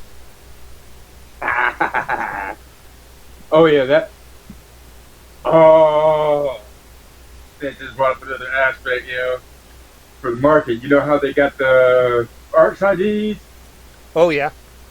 You could throw your voice clips into the ARCS IDs. Oh, you mean and a one-liner? In basic, yeah, and in base they had it set up where you could set up a wish list. Yeah, on your shop advertisement, you could throw your one-liners in there. That'd be a perfect spot. But can you even read my Christmas list? Oh. Every time somebody opens up your ARCS ID or opens up the shop, that's what they hear. And then they see what you're asking for. Oh man, that would be freaking hilarious. Oh, Folks would get so much of a kick out of that. Yeah, but it would be a gimmick that would probably wear out thin. Just for that. Yeah, but I think that gimmick would probably wear thin after a while, but it would still be a good kick. Oh yeah. But yeah, I can imagine a lot of people having fun with, this low-tech thing of voice tickets from a bridge series. It would probably really work. Oh yeah, I mean, I don't really see too many cons of it, just for the simple fact that, like you said, it's more content, and folks, like you say, it's nothing major. It ain't all that great, but it's enough that it it'll cause some things to click with folks, and it will incentivize folks to go ahead and be like, oh, well, that is pretty nice. Let me go ahead and get that. Yeah, it's... And then it'll also incentivize folks to go ahead and stick around more, because that's one of the major issues they got with folks quitting. It's like, oh, well, we ain't got enough content. Well, if you drop so many of these different tickets from the Bridge series so long, folks might, okay, well, maybe if I stick around, they'll have this drop, or maybe they'll have that drop. Yeah, and I can imagine that a lot of people would definitely be picking and choosing certain voice tickets, and certain ones would be, really common on the market. And I can imagine the free-to-play players would probably be going like, I'll take it because it's available. Because some of them will be strapped for cash, and they'll go like, I want a voice ticket. I'm going to get one just because it's there. And for some of them who are really die-hard, I'm quite sure that some of the free-to-play players, if, let's say, the a la carte ticket never hits the market because everyone wants an a la carte ticket, even the people who cough up the money for getting the a la carte ticket, it means there are going to be no a la carte tickets on the market, which means the free-to-play players, if they want that a la carte ticket, they actually have to pay in. They actually have to, because everybody's going to want it. Everybody's going to want it, so as soon as they get it, they're going to use it. Yeah, and which means those free-to-play players, as much as they want to go free-to-play, they might be forced to take a crowbar to their wallet and go like, okay, let's try out for, a batch of 12. Yeah. And I can imagine a lot of people would definitely be going like, do I want to risk, if no one finds it on the market, they're going to go like, it's not coming on the market, and if, 3 days pass and it's never hit the market, they know it's so high in demand, there is no way they're going to get it, and the only way they're going to get it is if they crack open their own damn wallet. Yep. But I know so many folks that did that.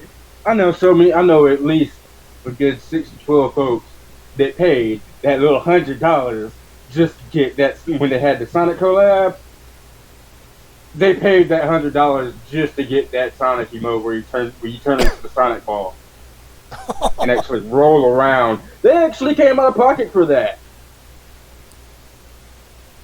Oh no! Wait, that was part of a campaign where you got that if you spent 3,000 AC. Mm-hmm. And 3,000 AC is, I think, about $30. Either that or it's 40. I'm trying to remember what it is. But, yeah. But mind you, some people who are paying for their premium subscription, they pay for the, 3,900 AC for the 3-month premium. Yeah. So sometimes, in fact, actually, I did get that emote, but that was because I was paying for premium at just the right moment of time.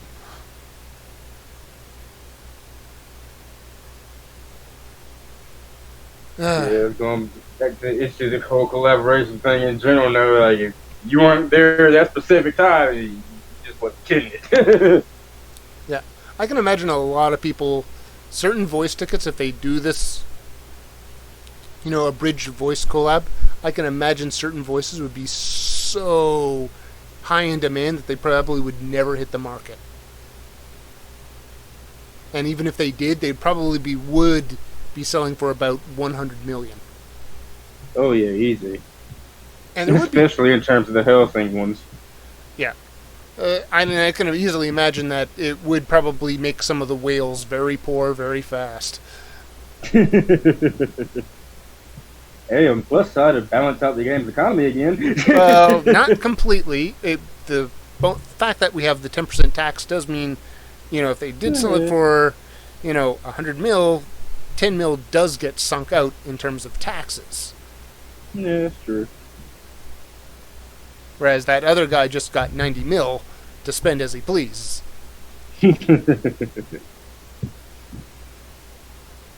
That's one reason why I was going like, look, if we want to combat and keep the markets in check, you got to have a dynamic tax that will affect the profitability of setting certain prices week by week. Yeah, they'd have to throw in a self-updating tax system to do something like that.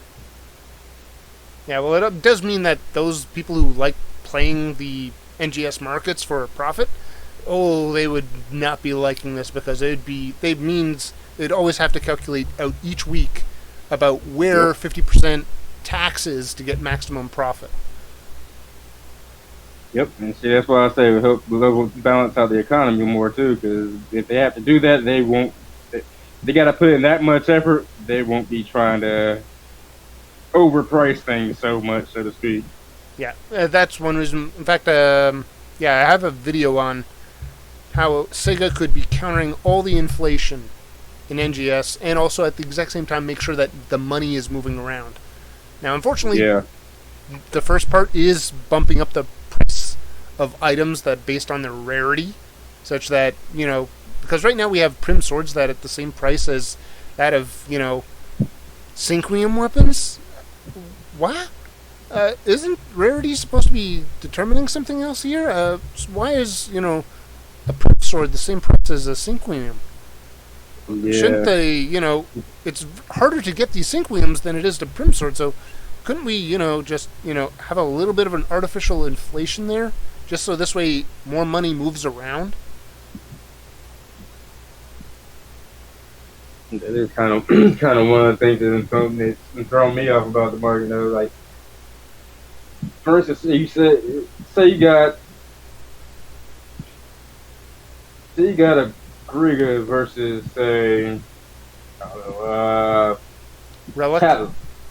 Catalyst is one of the first series of weapons you get in the game, whereas Griga is Redum based at what 4 or 5. 4-star? Yep. No. Griga is 5. Well, even still, I've seen Catalyst go for a couple of like 1 to 2, 1 to 3 million, and it's beginning game weapon. But this is the same price you see some of these Grigas going for. Yep, I know. And this Catalyst, okay, well, they have a fix on it. And the Griga does. That should not mark up the price that much so that it's on par with a nearly in-game weapon right there. Yeah, this is one reason why I would definitely want to have a little bit of a force prop up on based on rarity. This would means that, yeah, if it's a Prim sword, sorry, it's, you know, you can sell it for 1,000 guaranteed. But if you got, you know, now if my original formula was take the rarity, square root it, and times it by 1,000 for the minimum price. So in other words, a Griga weapon, which is 5-star, would be 25,000 right there. Yeah. It would mean that, hey, yeah, you want that weapon, you're coughing up 25,000, which means, yes, you are going to be working harder for it, but at the exact same time, it also means the money's moving around a lot faster. Yeah. And see, that goes back to what I was saying earlier about a price cap. Now, if you have things set where there's a certain price range on everything in there, like your weapons and your armor, then they say, yeah, you might have to work harder with it to get it, but at the same time, it's kind of going to balance out the economy and everything, too. Yeah, there's a lot of things that I think Sega needs to fix, but for right now, I have to say that we really need Sega to probably just do a couple of collabs and also fix the market and possibly take my advice of of the 3 things I said, look, to keep the economy balanced, here's 3 things. The third one being the absolute failsafe. I know people would dislike it, but I did provide something to compensate people for it. Yeah. And we're hitting about 2 hours here on the video.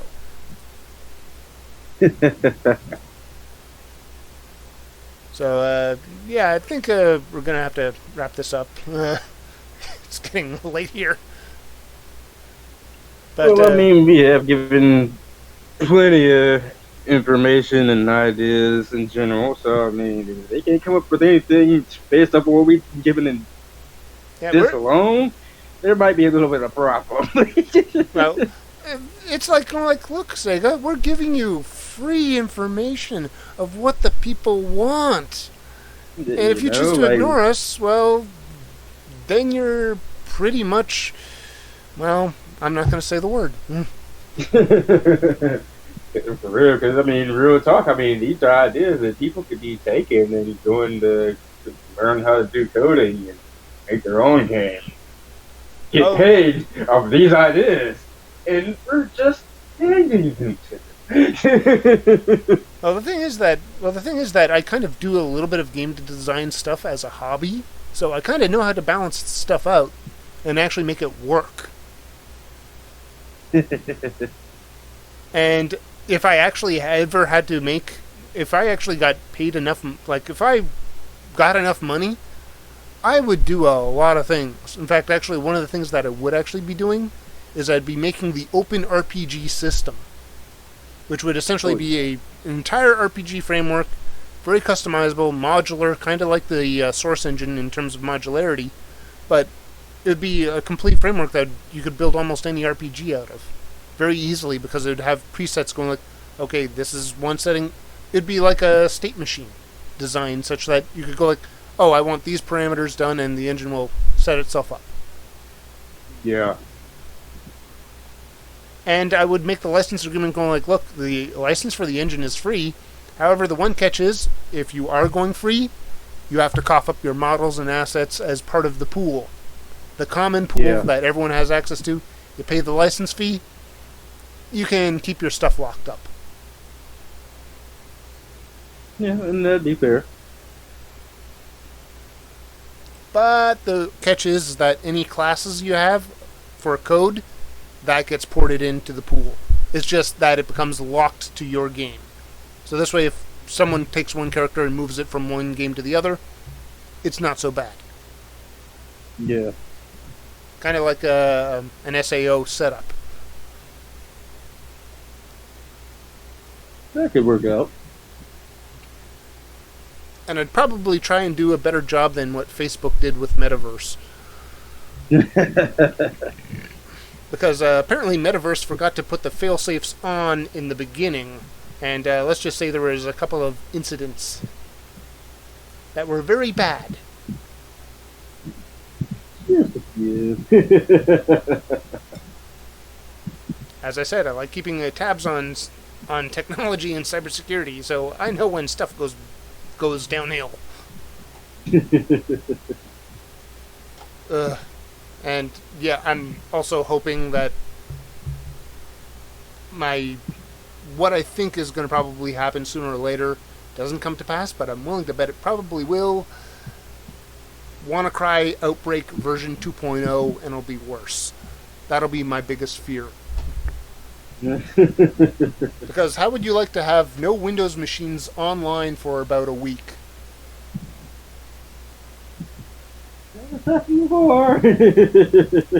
Well, it would mean no PSO2 because, well, guess what? Everything's on Windows. Whereas if they get the Steam Deck going, at least then people can play it. They have a backup system that they can use. Well, safe. Always have a contingency plan, as they say. Yeah, because if I recall correctly, WannaCry crippled Windows for 3 days, and that was with a hacker finding a kill switch. Yep. Linux actually did have its own outbreak of WannaCry, and it was fixed in 24 hours, and that was without a kill switch.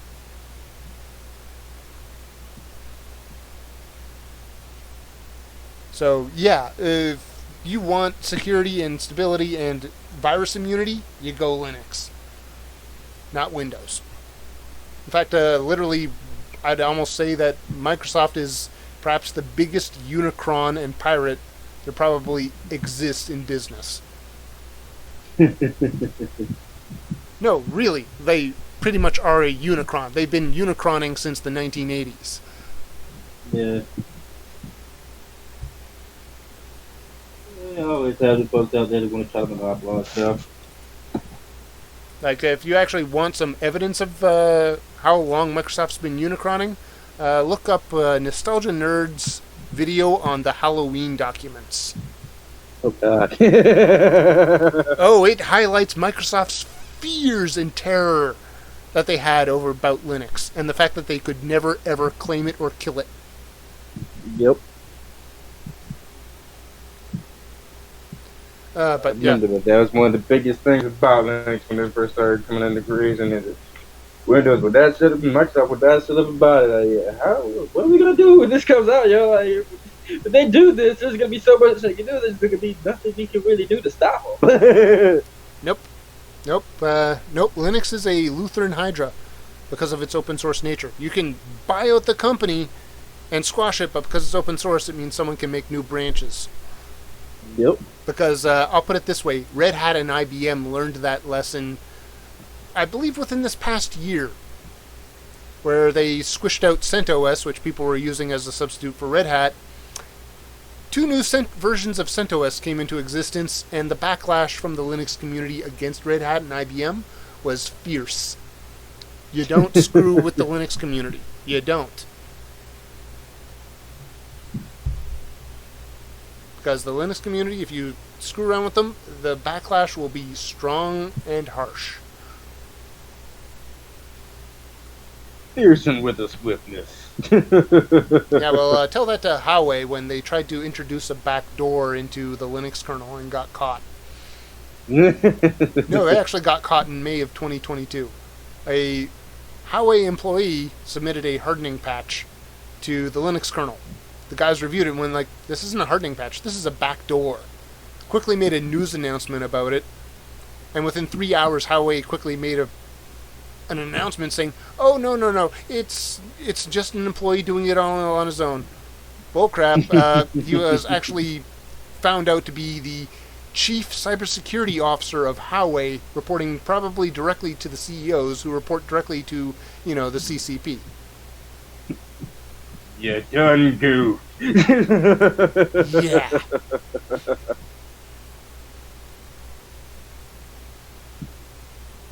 But yeah, we gotta end this video. So yeah, hopefully everyone enjoyed this video, and even if we drifted off topic a few times. But yeah, hopefully you enjoy it, leave comments, and subscribe.